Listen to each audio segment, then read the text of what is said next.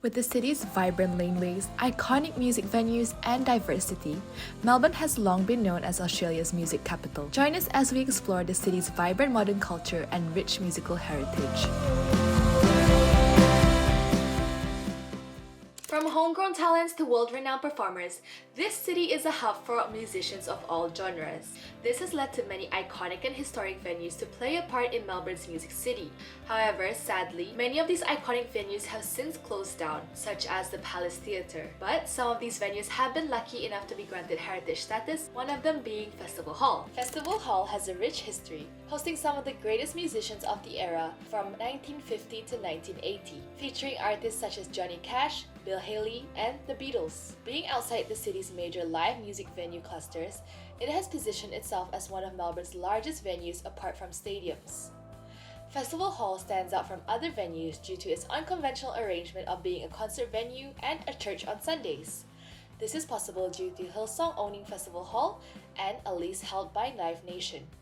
Despite its rich history, Festival Hall was once on the brink of sale, where it was proposed to be developed into a residential building.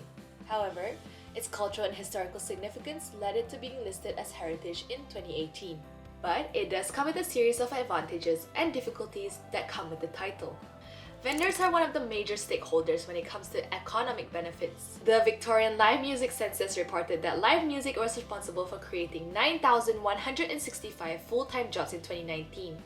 Though there has been a 69% decrease due to COVID-19. With live music being revived post-COVID, the strong cultural attraction of the heritage site, emboldening the community it belongs to, creates a wealth of new careers. Ash, a member of Festival Hall's management team, shared some insights with us during an interview conducted on 26 April 2023. Festival Hall has always been a very unique and complex venue. It's always kind of been looked upon as like this run-down, grungy kind of building. And so I would say in comparison to other heritage venues, we've got Northcote Theatre, that's heritaged, and that venue is quite nice and fancy and what you would, I think, typically envision when you think of something that's heritaged in comparison to Festival Hall that is quite on the other end of the spectrum.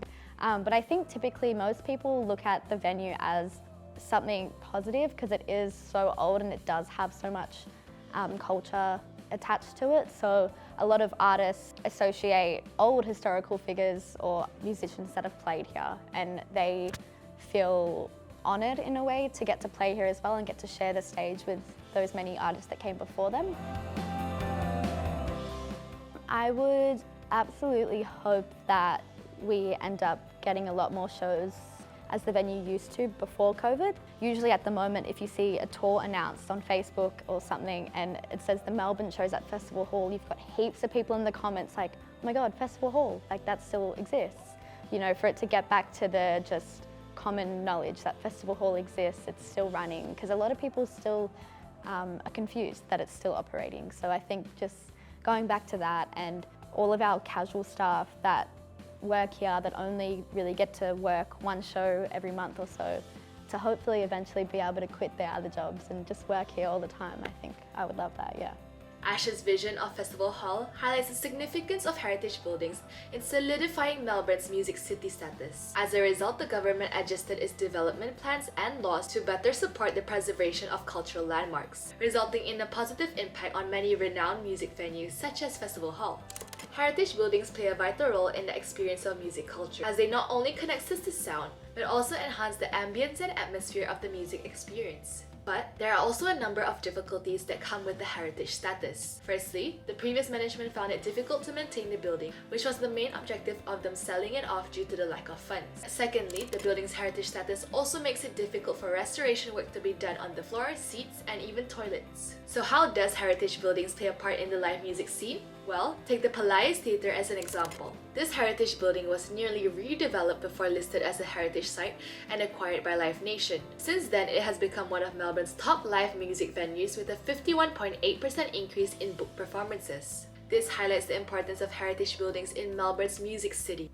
As Ash mentioned, Festival Hall has seen a waning popularity among younger generations. However, the recent lease secured by Live Nation offers a promising opportunity to revive the venue.